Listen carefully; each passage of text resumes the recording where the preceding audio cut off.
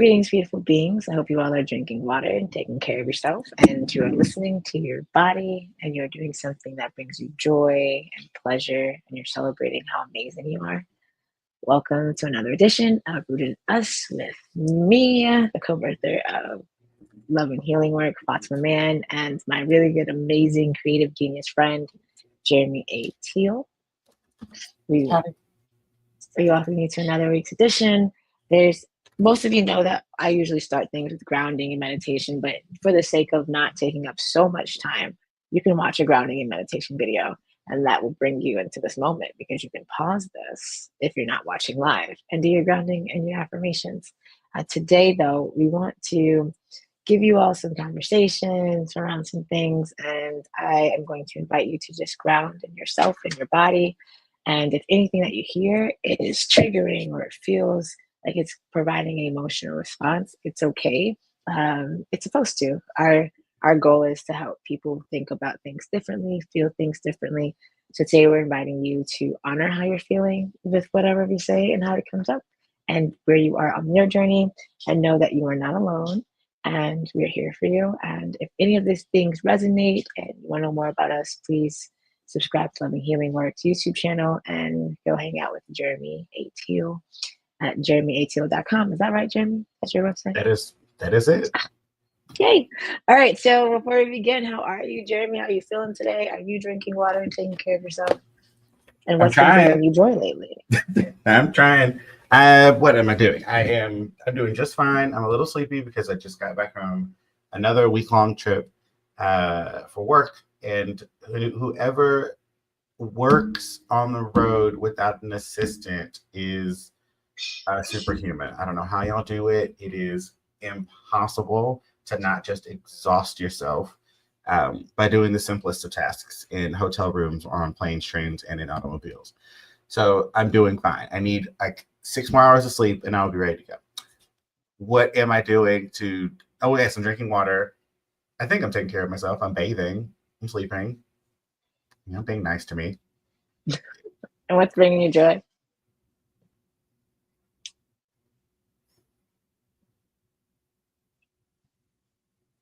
I am reminded often how capable I am. So that's what's bringing me joy. It's like so the exhibition debuts next week, right? And all tiny little things keep coming up, and it's like, got it fixed. Like, just that's what's bringing me joy. That I'm not having to take a week to fix something that probably would have taken 3 years, a lifetime ago. So it's like, fucking awesome. Next hurdle. Because you are awesome and you're a creative genius, and it's not going to take you all the time that it would take others who are not creative geniuses. So is it geniuses or genii? What's the plural for geniuses? I'm gonna go with geniuses just because it sounds more funner. Because words should be fun, and who cares if you get them right all the time? I just wrote a book of poems. Like, I'm sure I got plenty of those words wrong. Oh well, I wrote it. You're welcome. I love you. What about you? How are you feeling? Are you drinking water and taking care of yourself? And what is bringing you joy? I feel like I too can sleep some more. And it's because I've been aiding in caregiving. And so caregiving, if you don't know anything about it, it takes some time and some energy. And I'm also, still running Loving Healing Work and still doing, the business things and taking care of myself. So I could go for a nap. That would be awesome. I feel really good too because I'm actually going to see you next week in person, and we'll be in Texas, so that feels lovely. Also, definitely drinking water. What's bringing me joy? I think because today, what's bringing me joy today? Oh, I solidified 2 clients after no longer working with people who weren't paying me and were treating me like the help. I got 2 new clients that are paying me like invoices that have commas in them, and they're doing what I wanted to do. So it's like I made the space for what I've been asking for, and the universe is just like, hey, you can have it whatever you want. You just got to make space for it. It's like, when you see those movies about the moms telling the children that they have to give away their old toys so they can get new toys. I feel like that's what this I'm in the season of is I've been holding on to old toys and the world the thing wants to give me new toys, but I keep on holding on to these other ones, which is not making space for my new toys. So I'm really thankful for the new toys that are coming in because I've been like no longer putting my energy into things that aren't paying me. I love it. Freaking love it. Yeah, it feels good. It feels good. And then the planets are doing a thing, and Mercury retrograde is doing a thing, and it's just a whole bunch of stuff happening. And yeah, it's like people who are down for you are going to be down for you in this era, and you get to see who's down for you too, and who's looking for you to level up, and who's trying to help you level up. This is the season to see that, and I've been seeing it really loud and clear, and that's been beautiful. Like I don't have to get slapped with it. It's just like, are you going to accept what we're showing you or not? That is so freaking real. The It's not hard for the people who want to be for you to be for you. Like it's not hard. It don't take a whole bunch of talking and convincing and back and forth. It's just okay, yeah, do your thing, friend. Like do your thing. Or I have notes. But aside from notes, sounds great. Everything is we're 95% there.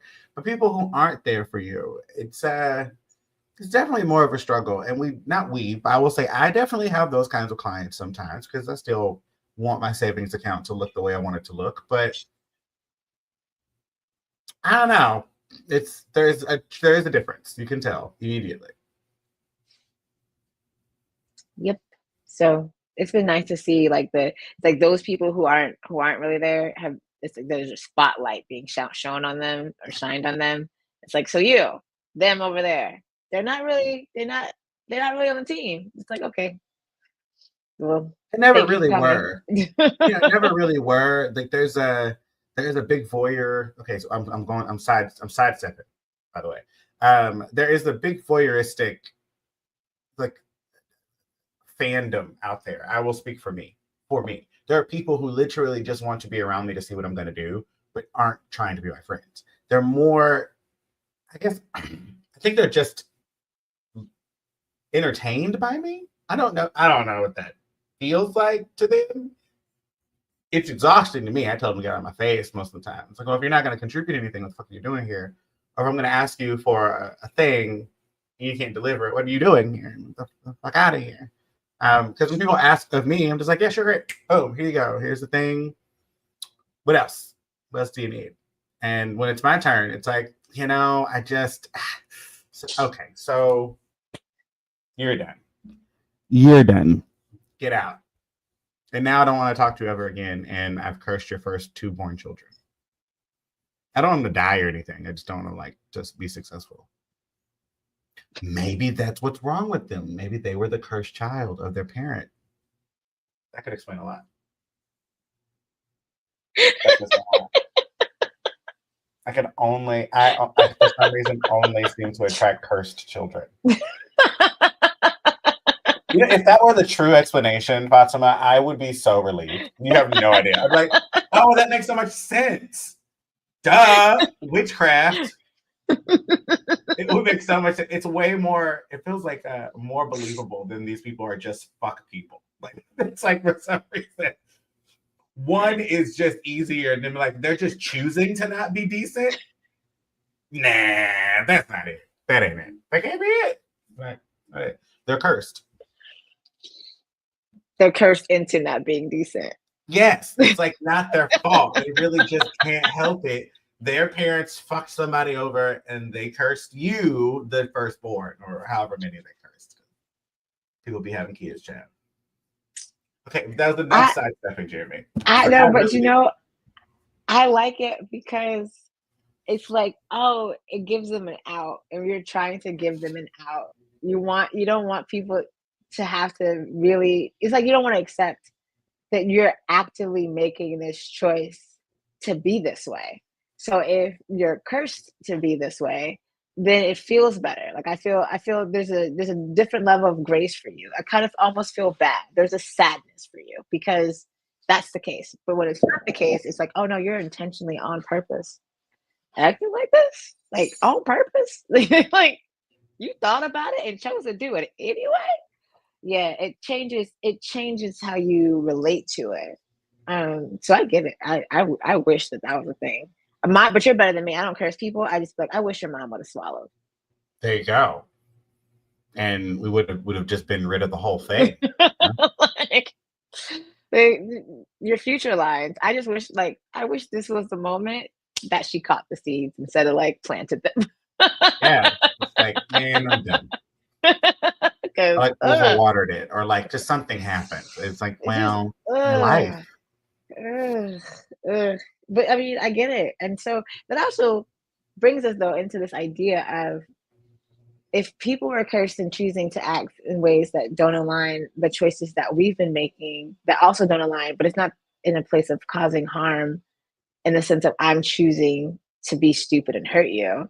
It's no, I'm choosing to not be my big grand self because my big grand self isn't accepted, which then really is hurting us. Yeah. Yeah, yeah.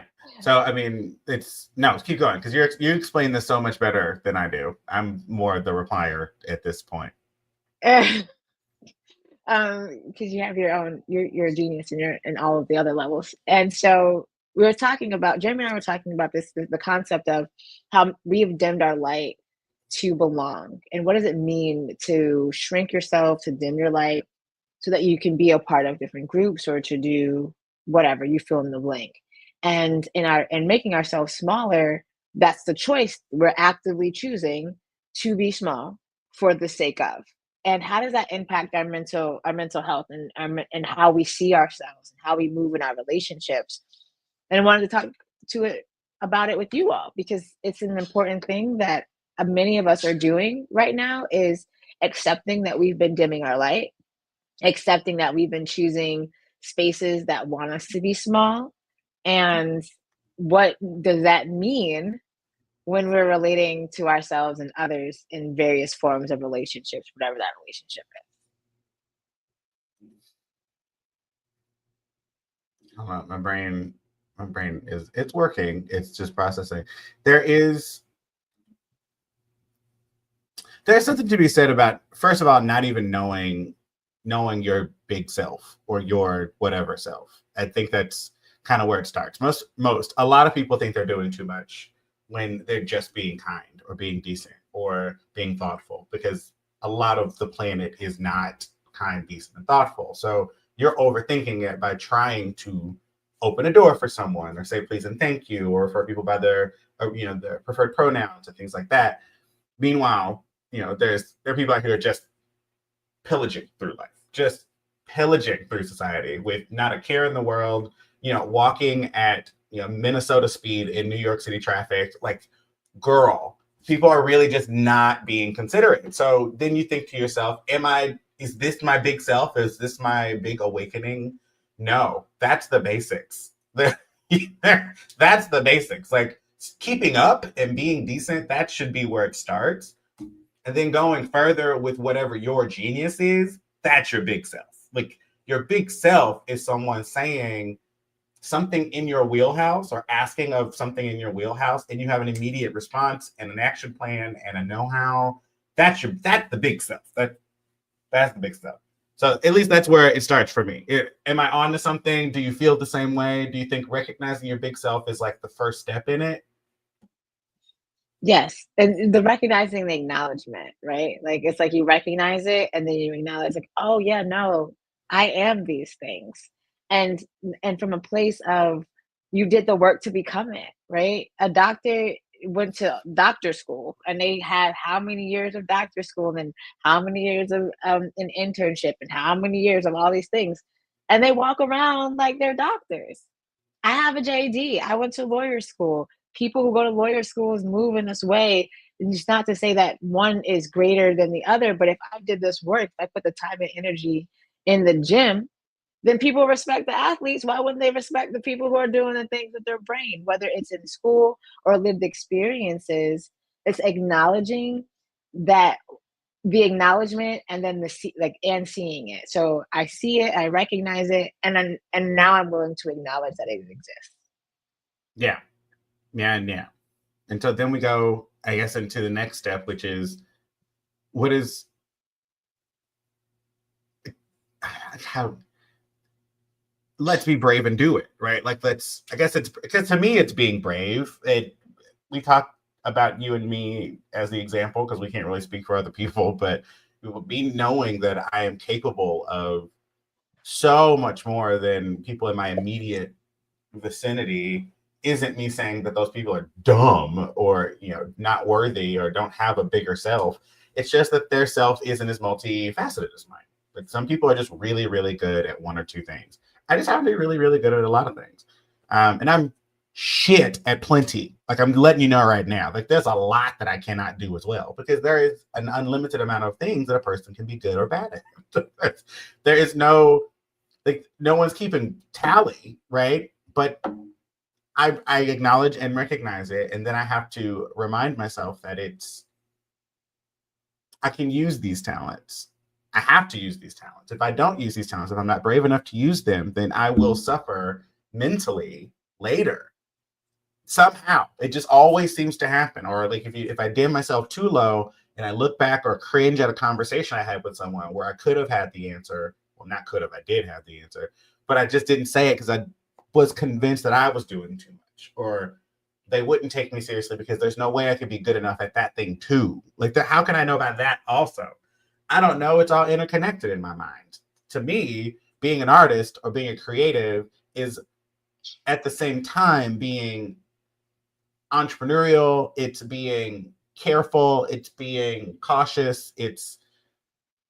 I think you're automatically a good writer, even if you can't edit it to make it sound like you're a good writer. I think most artists are great writers. I think most artists are pretty decent speakers. We're just not speaking the way that an Oprah Winfrey would or your news anchor would. But that's not how you art. That's not how you would speak. It doesn't make any sense. To me, they're all inherent. Like they're just you. That's what you do. Or, and I promise I'll stop soon. Or there is I guess there's like a self activation that comes when you start playing around with your talents. Once you get one going, the other one gets going. And when that one gets going, well, then now everybody's up and you can't go to sleep. It's like, well, I have an idea. I wrote a fucking book, Fatima. I wrote a book. Like, who writes books? Like, what is that? Like, right? Like, what is that? Why did it turn into a photography exhibition and a think piece on minority health and another bigger, broader conversation around rest and its unhealthy relationship with Black men, or I guess us with it, because rest is doing great all by itself. We're the ones fucking it up, like because once you get one wheel of spinning in your big brain and in your big self, it all just gets to moving. It doesn't make you crazy. It doesn't make you're not doing too much. You're doing exactly what you're supposed to be doing. Keep doing it. I can't imagine. Actually, I can't imagine. I was that person at one point. This is like, I'm not gonna do it. I'm not gonna do it. I'm not gonna do it. I'm gonna just sit there. I'm broke, so I can't really afford it anyway. Like, I don't know. People aren't really ready. I ain't never seen nobody do that before. I used to be that person, but you get brave enough and you keep doing it, and it pays off. Not always financially, but it pays off. At least I can go to sleep. I don't have to worry about this damn book. It's now done. It's printed. It's on the way. It's done. I've written my first book. I can say that check mark is done. Okay, and rant over.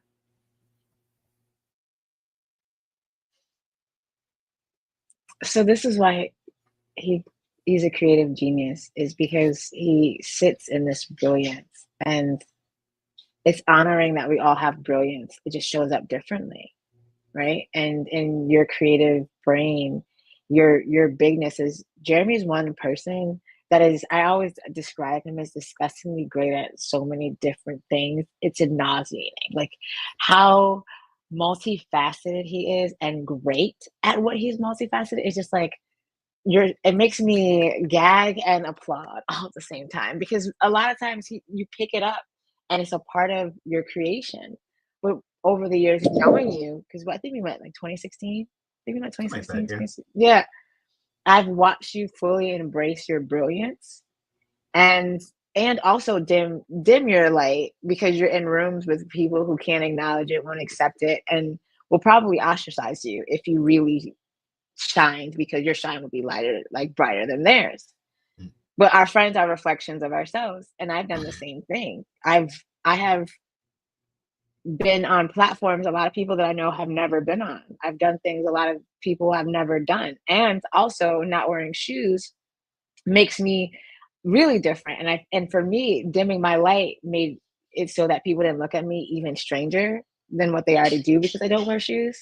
So it's like you already think that I'm weird because I don't wear shoes. But then if I show up in my big brilliant self, you're really not gonna like me. So let me just bring it on down so that you can accept me and the fact that I don't wear shoes. And I've been in spaces where I've known things and I have chosen not to say them, or I have like lived experiences. I'm not reading when I'm talking to people about, like, I know them because I've lived them, implemented them, I've watched them. There's a process.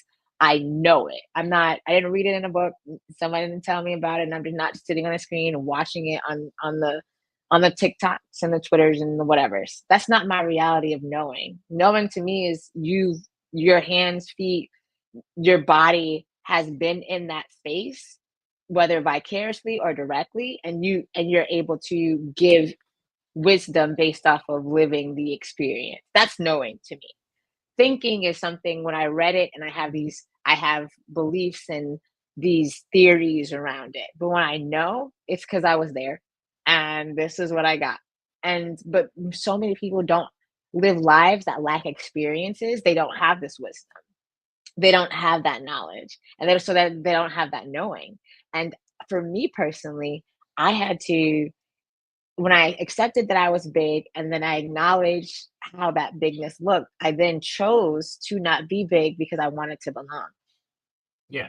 Like I wanted to be like everybody else, right? Like if I shrink myself, then I'm like the majority of the people around me. And again, not saying that people are less than, but a lot of people don't have the will, the commitment, the whatever to seek experiences to learn different things. Because everything that you've done, you learned it because you put your hands on it. I've Yeah, watched I you, touched it. I did it. and that's it. There was no like, let's draft a plan and then a plan for another plan. It was a like, okay, I want to do this thing. How do I do this thing? And then we do the thing. That's Yeah. what makes us friends. But that's not how everybody is. And that's too much for a lot of people. Most people are like, oh no, you're doing too much. Why? Because I had this idea and I'm making the idea, and then the idea became bigger. So I went with it and it worked. Yeah, and it worked. And it was fun. And I enjoyed it because this is the life that I want to live. I want to live a life of me being able to use the freedoms that I have while I have them. And also being able to use my brain while it's working, at least functioning the way I want it to function. It might not be functioning the way that I don't know, a psychiatrist or psychologist might think it should function. But hey, as far as I'm concerned, I'm killing it. I'm definitely killing it. But no, I hear that. There's there's something in there about the start and stop that several many people I've met get up against. Like they make a plan and then make another plan and then make another plan. That's what you said. I think yes, that is what you said. And I often find myself frustrated, and that is when I start dimming because I know what to do. You told me your problem, and your problem is you want to do something, but what you didn't tell yourself is that you're scared to do it because you don't think that this plan would work. You don't think you can do this. First of all, ain't nobody say to do it all by yourself. That's first of all. So yes, I might be a big, awesome, juggernaut of a creative genius, but I got friends. I know people. I know people. Okay, like I know people that do some weird shit. I have a friend that reads water meters. Okay, like I can figure out stuff because I know people. So you ask, you use your community. But when I start to diminish myself is once I figure out that you are convinced that you don't want to work with somebody else and you don't think everyone else will think you're weird if you want to try this thing. It's like, okay, well then I'm gonna think you're weird because I'm going to be a person you have to call, babes. That's when I start to diminish. Because next thing you know, it's my idea. It's my project. I'm taking over. I'm doing too much. It's like, no, I was trying to help, but you didn't want it. You just want to tell me about it every 20 fucking seconds. I wouldn't call him a friend. I have a person who's been working on a project for the better part of 15 years. He hasn't gotten past draft one. It's not a big project at all by any means. It would, if he sat down for a weekend with the 3 shots of tequila each day, he probably could just knock it out, right? But everything else in the world has happened. He has traveled the world. He has gotten married. He has gotten different pets. He has bought homes. But this thing that he has wanted to do for 15 years just somehow didn't snake its way into his possibilities. No, absolutely not. That is the craziest bullshit I've ever heard in my life. You didn't want to do it. So stop telling me you want to do it. Now I'm mad. Now I'm mad because I want to do it. It's so easy. This is not hard. Like this kind of project, because it's really just an event. And it's like, just throw the event, right? I'll help you. I'll plan it. You choose to play it, so I'll plan it. Oh, no. Okay. Well, you know what? Get my Thanks. But then stop talking to me about it there. Shit. Sorry. Okay. That was another rant, y'all. I get really upset when people do that to me. Because but the thing is, that's what makes us different, is because we want it. Like, and that's why we make it happen. Like, we make it happen because we want it to happen. And not only do we want it to happen, it's like, what do I need to do to make this happen? For me, I have been my light because I've been the back person making other people's dreams happen. So the quote that came to me this week was, I became the help even though I'm helpful, but I'm not the help just because I'm helpful. And that's, for me, was dimming my light, because that put me in the back. That made me the person behind the scenes helping other people achieve their dreams, but not putting the same energy into achieving mine. I'm not saying that I'm not well off for all these other things, but really thinking about the time and energy that it takes for me to dim my light just to be the back person, the person in the background running logistics for your things. You know how many events I've hosted? You know how many events I planned and hosted? How many events I planned and hosted and sat on a panel in, and it was mine because I can. like people like, produced, existed in, was a part of, wrote the questions for, figured out the lighting channels for. Like, it is it's an exhaustive,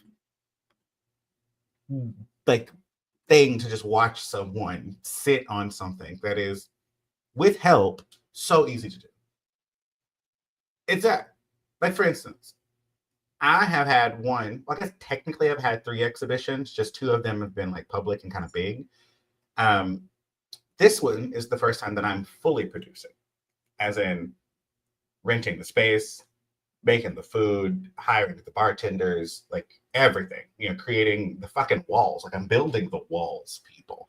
So there's just no way I could do this by myself. I had to pull in help that finally thought that they could do it. It's just like, you know what? I've been thinking about doing this for a while. I've been doing it on the side. Cool. You just got hired. You are now my event coordinator. You're the best. And you might fuck up. Hey, everyone's got to have a first event. And let's just be true. Let's be real.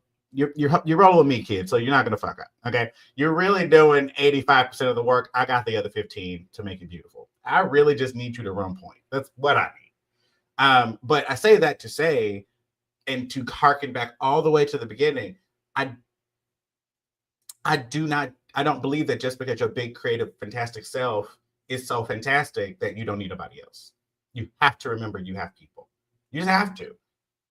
And sometimes those people aren't prestigious and, overly acclaimed. But I can't barbecue, but I know my uncle can. And if I need some goddamn barbecue, I'm going to call my uncle. It don't have to be the biggest, baddest thing. If it achieves the goal, it achieves the goal.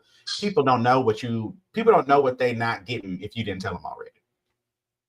Does anybody know what's on the menu at this damn exhibition? Because the menu is continuing to change, because goddamn, food's expensive. You know what I mean?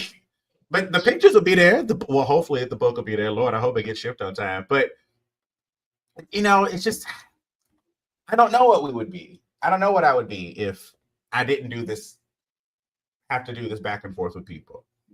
If I could just pummel through life as like the law roaches of the world and the the Tina Knowleses and the Kiki Palmers and these people who just have big personalities and are multi-talented and just push and push. And I'm finding out that their stories are just trial and error of all the different things they liked anyway. The one thing they got famous for was just the thing that they did the most often. It's like, oh, okay, well, I guess that I'm on the right path. If I'm allowing myself to fail.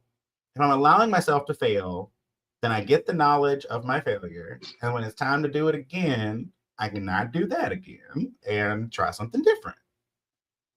It's not that hard. Like, I guess that is that us like living without limits? Yes. Yeah, okay. And knowing that the wisest person knows that they know nothing at all. So you surround yourself with people. So that's like, okay, I know that I need this kind of person here, but I don't know anything about doing it. But I know somebody that does. And a part of being big is knowing that you can call people in that's willing to help you in achieving your bigness, right? Like it's like, oh, Jeremy is building a wall because of course Jeremy's going to build a wall for this exposition because that just sounds like Jeremy. And having people in your life that's like, yeah, how can we help you do that? How do we help you be as big as you're asking?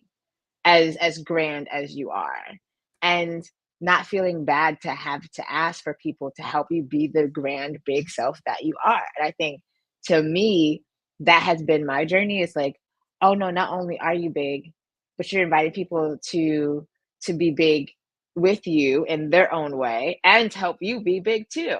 It's like, Yeah. and it's like, oh, but I have to now acknowledge my full authentic self. And so when we think about being big, it's like everybody can't do what Jeremy does. Everybody can't do what I do, and everybody can't do what you all are doing. But some of us, like Jeremy said earlier, can really do maybe 10 to 20 things really well. I mean, close your eyes, make it happen. You're still talking about it to this day really well. And we had our hands in probably every single part of it because we can do it. And it's not taking a lot of time or energy. It's not like we're not sleeping at night. It's like, oh no, we thought about it, we banged it out, we knew who to call. It's done. And everybody can't do that. And recognizing it's okay to be people who have skills and knowledge and wisdom that everybody doesn't have and everybody can't do, and trying to make it seem like everybody can do what we do. And I think that's to me, I can only speak for myself, that has been the biggest thing to accept is it's okay that everybody can't do what I do. Everybody can't live a life without shoes and move the way that I live. Everybody can't be this, amazing creative genius that gets flown around the country to take photos and do great things. Like everyone can't do that, and that's okay. It doesn't mean they don't have a role. It doesn't mean they're not important, but it also doesn't mean that I need to dim my light so that they feel more important. Like Mm. I don't have to be smaller so that they feel grander. I can just be all of myself and invite them to be all of themselves, and recognize you being you helps with our mental wellness. Like I don't pretending to not be this big is exhausting sometimes. Like really acting like I don't know half the things that I know so that I can belong or be seen is exhausting because then I'm like, but you know all these things, and now I'm keeping myself. I'm using energy to keep myself from saying things. I'm Yeah. using energy to stop. What I could, if I could just let the energy flow, I'd be less tired. You would have so not would. I mean, you're if preaching to a choir was a literal fact. I mean, you're preaching to a choir. I sat in a room this week with 19 senior executives for Fortune 500 companies as their photographer, and I could guarantee those people don't even know my name. I was with them for 3 days, solid, like 12-hour days. And when they talked to me and I explained, oh yeah, I have an exhibition coming out next week, and my very first book is being published, and this really great consulting business where I do engagement marketing for minority populations. And the looks on their faces of like, but you're just the photographer. And well, you use the word just. I'm not just anything. I might just be the photographer getting paid today, like in this place. But when I leave this big ballroom from y'all, I go into an office and I have a conversation with my studio's landlord about building a fucking wall in the middle of our studio. Like things like that. It's just, it just never ceases to amaze me how people will have you diminish yourself, but in the same world, they'll do it for you. They'll they'll expect less of you because of the position you're in. And that is our humility. I think where we like one of the things that we do so well. We expect great of people. We expect that people got 4, 5, 8, 9 things going on at once. So you might be my cashier at the Burger King, but I'm convinced you got an album coming out next month. And that's why I'm talking to you like you, baby. I'm talking to you like you the next big thing. You know why? Because I know I'm the next big thing. And I expect you to be the next big thing. I expect for you to be the person who owns 4 or 5 of these motherfuckers in 6 years. Because that is how I live and how I treat people. And I want them to treat me. Think bigger of me. Think more of me. Don't just put me in the box that you see me in today. I mean, a bitch got to pay our rent. Like, people got to pay their rent. They got to do something. But who said they ain't doing that stuff? Come on. And it's not even, and so also what I've learned is people put you in the box that they put themselves in. Because you can't see me, you can't see me grandly if you don't see yourself grandly. If you can't see how you being you adds such wonder and beauty to the world, then you're gonna help me dim my light because no one helped you brighten yours and acknowledge yours. And I've learned that people see me through their own eyes, and I'm like, oh no, I'm not you. I'm Fatima. I don't like, yes, that may be true for you and other people that you know, but I'm not them. I'm Fatima. So to be in spaces where I've also had to recognize that people will project their reality onto you. It's like saying, oh no, you haven't accepted how big you are, so you can't accept how big I am. Got it. And instead of me shrinking or pausing or dimming my light so that they can catch up, I just have to be me and hope and pray maybe they will. And if they don't, it's not my circus, not my monkey. Um, and honoring that too. But I'm not gonna lie, like I have, especially because of grief, been in spaces where I didn't want to lose something else. I didn't want to lose community. I didn't want to lose opportunity. I didn't want to lose. I was moving from the space of not wanting to lose. And so dimming my light made it easier, I thought, to not lose people. And then recognizing I'm always going to lose people. That's a part of life. Like all things that begin end. That I don't have to be less than myself for things to end. They're going to end anyway. I might as well be all of my brand, unique, weird self, right? Like I used to wear really gaudy jewelry, like really big chains and stuff. And then I started to wear these gold chains because they're smaller and they're a little more acceptable. And I really didn't want people staring at me already. I don't wear shoes, but then I don't wear shoes, and then I'm wearing gaudy ass jewelry, and it's like I'm even more on display. And then I had to ask myself, why did I stop wearing jewelry that I like, that I bought? I didn't want to bring more attention to myself. I didn't want to be as big with my how I express myself or what I put on my body as an expression of how I see myself. I see myself really big, and I like the chunky things that come from the earth. I like the crystals and the corals and I like the things that you could possibly take off and can be used as a weapon. Because Yeah, you are correct. and I had to ask myself, oh, you've dimmed down even how what you put on your body because I didn't want to draw attention to myself. Yeah. It's like, oh, okay, that makes sense. But then what does that do to my artistic creation and and how I express myself in the world? Because I'm artistic, like I do poetry. I see things in an artist way. And I happen to have a law degree, so it's like I see these two blends, but then I dial down one so that I can embrace the other. And it's like, why can't I be both? Why can't I be artistically gaudy and also be a theorist and talk about ideology and all these other things. But I didn't realize that I was moving one for the other because I didn't want to be seen for real. I didn't really want to be, I don't like being othered. I'm already othered in so many ways. But to be othered again, because I Yeah. choose it's just like, I don't want to do it. And by people that you think would get it immediately, so wouldn't, but still do. They like still do. I think you and I walk up on people as if it were the first time we'd ever met a person like them. We are immediately fascinated, even if we've met 30 people like them. Because this version of that is so different, it's gonna be different. It just is. Like this person, they might present like the person that I know, but they might not talk the way like or they might not have the same background and understandings of certain things. So I have to treat them differently, and I do roll up on them differently.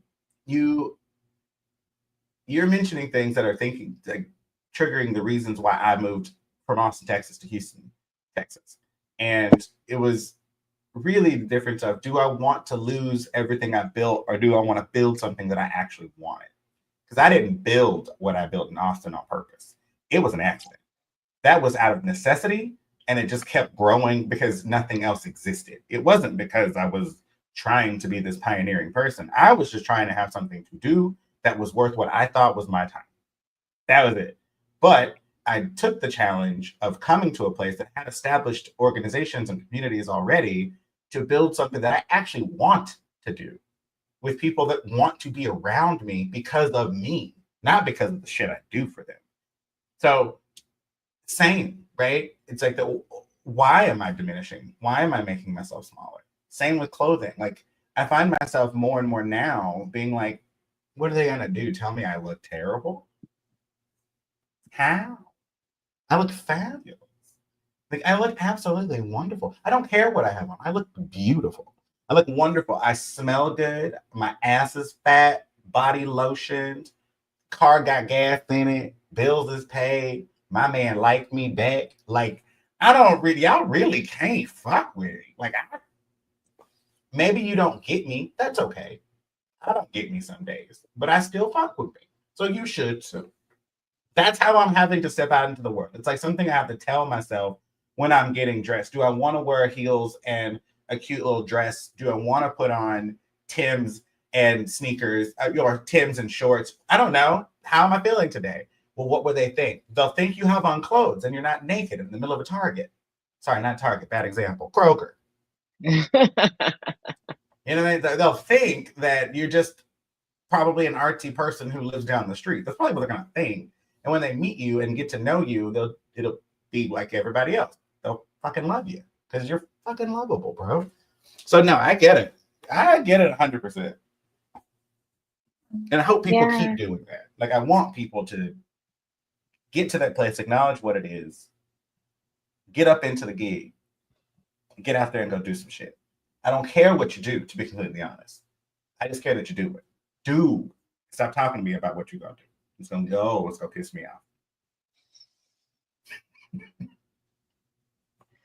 And honor that, sometimes you're not going to do it right, and be willing to revisit conversations, be willing to listen, be willing to honor that maybe the first time wasn't the best time, but you're gonna keep doing it. You're not gonna keep trying to do it. You're just gonna keep doing it because I can't tell you how many times I failed at conversations, ideas, plans, and then I'm looking back 10 years later and I'm like, oh, but now people are sending me payments to invoices for the things that I was failed at 10 years ago. Yeah. The things that I learned the hard way because I dared to do it. I dared to be big enough to even think that I could do it. And then I did it, allowed me to have a skill, a wisdom, and knowledge that I would never have had if I tried, if I didn't try, if I didn't do it. So I've in my journey recognizing like being big too is is trying to do it and doing it well. Fair. Oh. Oh. I was being summoned. So Got it. thank you for your patience. Yes. So thinking about it from that perspective of like, it's okay to fail and to do and to try and to and have it and then reflect on the fact that you only know because you dared to. Yeah. And that's That's generally what it. anybody knows. Like nobody just, not nobody. I mean, unless it's an original idea that's completely being made up out of your head, nobody knows what they're doing half the time. Really? I mean, even with that, the logistics of a unique idea is still impossible. There is a person who thought of making, I don't know, a flat screen. It's like, how do I make it flat? Hmm? But you're the one that thought about it. That ain't me. What do you need it to do? I need to do this, this, and this. Oh, okay. I know how to make things do that. I don't know how to make it flat, but I know how to do that. You know what I mean? Like an original idea or a unique idea isn't perfect from jump. They're never perfect. And honestly, the end product is not going to be perfect. This book that have approved is probably going to be a little janky, right? Like it's not.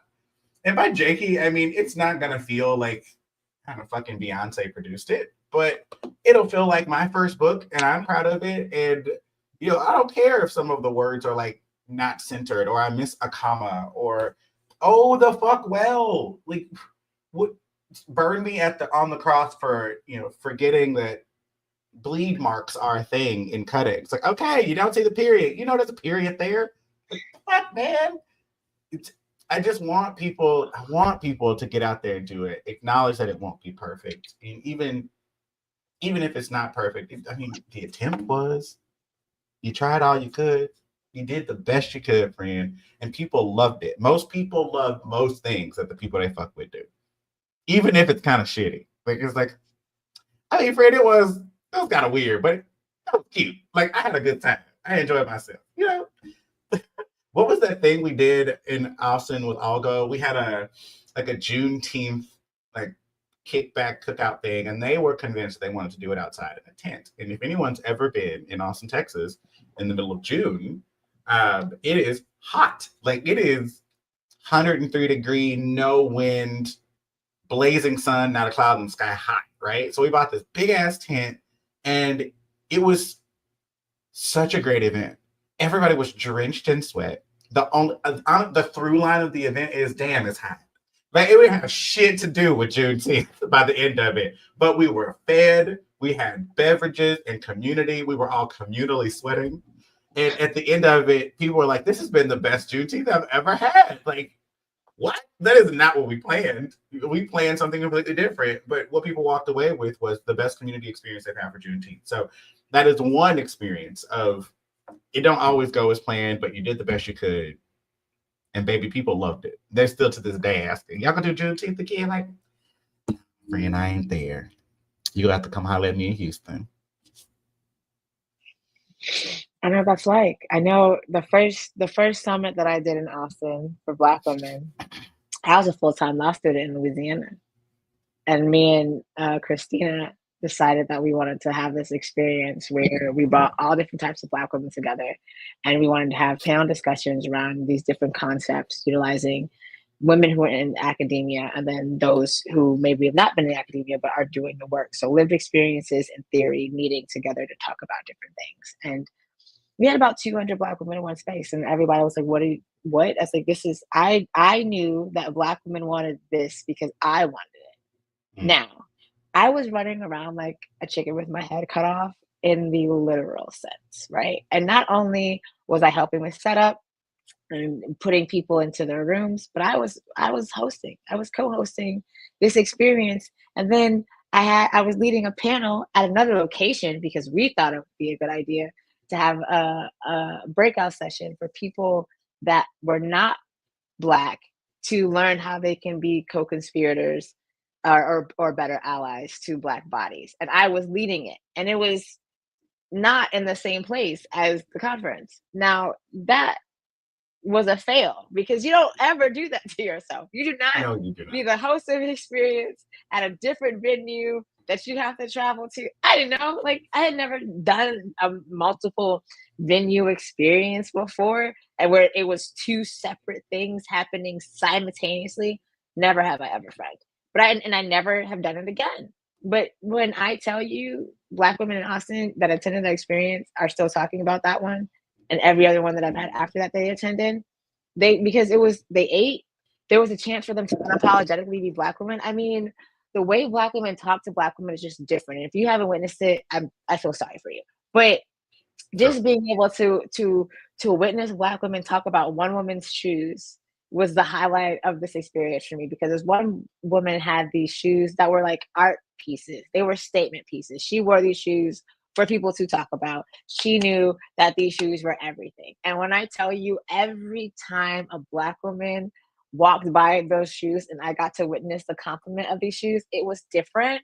It was everything. And it was just so much love. It was like, yeah, this is why I did this. If nothing else, to watch Black women engage with each other and fill each other's cups up. And it was usually like, oh, girl, them shoes. Oh, girl, where you get them shoes? You know you work in them shoes, right? Like, it was all of these renditions from 60 and over, 50 and over, 30 and over, 25 and under. Yeah. And but I have so many fails from that experience that people have no idea about. And because I failed, every other experience has gotten better. Yeah. But the shoes. But the shoes saved it, you know? My favorite compliment of any Black women is okay, fill in the blank, right? Okay, shoes. Or I know that's right. I think I know that's right is probably my favorite Black womanism. I know that's right. And it can be for anything. You have to just know the context and the words. But if a Black woman walks in the room and says something like, I know that's right, it's like, well, I guess I'm doing it right. I thought this was a hot dumpster fire, but I haven't been chewed up by a Black woman. Or when a Black woman asks if she can help, it does not mean that it's bad. It means she wants to help make it better. Like that is so comforting. So to Fatima's point, if a Black woman hasn't sat and just like shot the shit with you, you haven't lived. Don't go get it. They got to come to you. You can't seek it out. They will come to you. So leave them alone. They'll find you. Don't go shopping for a Black woman unless you're going to send her an invoice and it's consensual, okay? Baby. Okay. They didn't get those only degrees time. for nothing. Yeah, only time you can shop for a Black woman. They want you to pay them. I don't blame it. And that also goes into like what people can do to respect people's genius, to respect people's light, is honor them in a return of investment.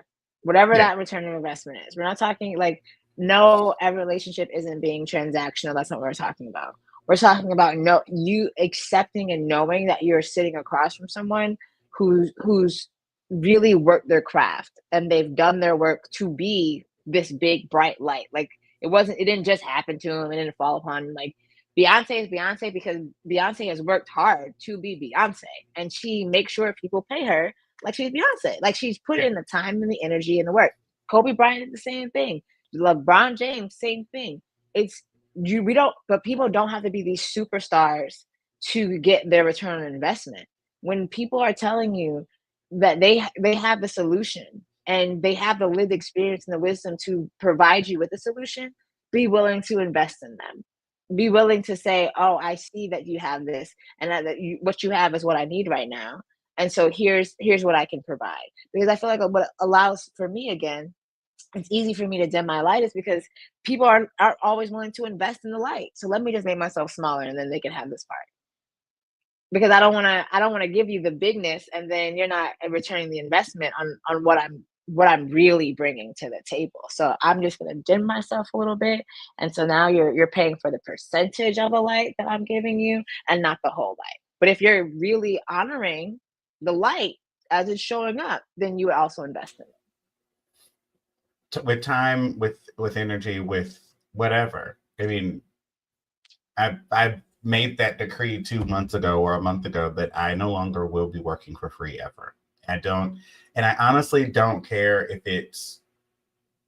I'm not sure people believe me, but I don't care if you call me and say, Jeremy, I have $75 with your name written all over it. I need a headshot. Okay. I'm going to say okay. Why am I going to say okay? Because I know what $75 means to me. Like, I know how to take a picture. I can take a picture. Now, we're not going to be doing the up and uttermost, but you still need a good picture and you trust me and you want me. So I will help you. But if that's the investment you can make, I can make an equal investment. But to call me and ask me to do something and not be willing to give me anything, you can't give me any more exposure. Sorry, you just can't. You can't give me more exposure. You probably could give me some more skills, but you don't have any that I want. Um, I don't. Sorry, but sex is not enough transaction for me. Like that's just not gonna work either. So being cute, nah. I'm cute, so I don't really need that. Um, Anywho, so yes, the investment part, very big on that. Love that. I mean, we're here. Okay, so we're at 55 minutes, friend. I feel like we need to wrap this party up. Oh no, I was going to. I Uh, love this. We're on the same track. So that's the end part was how do you support giving people the way to support us as we shine brightly is you support people in their light by investing. And hmm, then I was going to say, as you're bringing us so close, is honoring that it's not shining your light impacts how you see yourself and others. So if you're willing to see yourself in your grandiose way and embrace that, then you'll also be able to embrace others when they show up in their grandiose way. You'll be able to see that that's them just being their full, unique, brilliant selves. So the invitation is as we think about people of the golden majority, and this being a month for us to think about our mental health, we as people of the golden majority have been conditioned to shrink for our safety, for our belonging, for you fill in the blank. But I know that this conversation is an invitation to consider what would it look like to not, what would it look like to be your full, authentic self, to ease your mind with just being you and allowing us to love you for who you are? That's the invitation from this podcast and from this series is really accepting that it's okay to be grand and to be big and to be all of you. And those who are for you, and those who are not are not. And being big also means that you're going to be big with other people and you're going to help them be big and they're going to help you be big because we're all big. We just have to be able to be in that and be okay with it. What do you think, friend?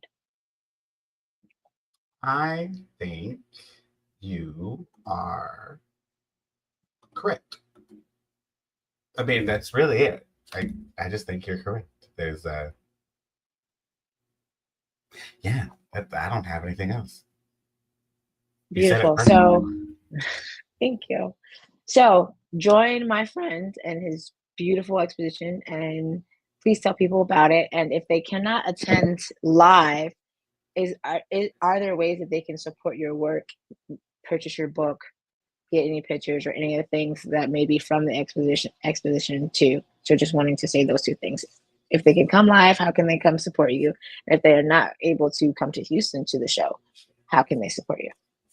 If you can come in person, it's next. Well, I guess so. It'll be next Friday, the 25th and the 26th. There are two showings at the studio here in Houston, and you can go to get all the information, jeremyatl.com/unburdened. It's also on Eventbrite. It's also on Facebook. You can just literally type in unburdened in my name and it should pop up because my God, I have SEO'd the F out of this thing. Um, so yeah, how do you support me? Show up, buy a bookmark, buy a book, get a print, tell a friend. My joke is if you know a person that can spell Houston, you should tell them about it. Like I don't give a shit who you tell. Tell everybody because the name of the game here is numbers. We're going to get people in the room. It's not about selling. At the end of the day, it's about experiencing, and I want people to experience this. I would love it if they bought the book, though. That'd be great. It's only $20, so come get you. I think it's like 30 pictures in that book, so it's worth way more. But I'm trying to be economical for the host. Like that's what I'm doing. What I do, and virtually, there will be a virtual-esque moment because there'll be a print shop open after the experience is over, and of course you'll be able to buy the book, and I'll mail it to you. There will not be a digital book currently. That's not in the works or anything. I still haven't quite figured out how to work that out, but I have figured out the self-publishing thing, so I have self-published my book. Yay! All right, so please, if you don't know, now you know. You should definitely support Jeremy Teel and his work with Unburdened. Buy the book. I'm out here just being me. So if you need someone to speak on your panels or go to your conferences or just you want to engage with me, those are all things that can happen. Just follow Love and Healing Work and our email loveandhealingwork@gmail.com. I would be happy to connect with you and to figure out how we can do great work without harming ourselves and others. So please take care of yourself, drink water. Thank you for joining us, and we will check you out next time. Love. Bye.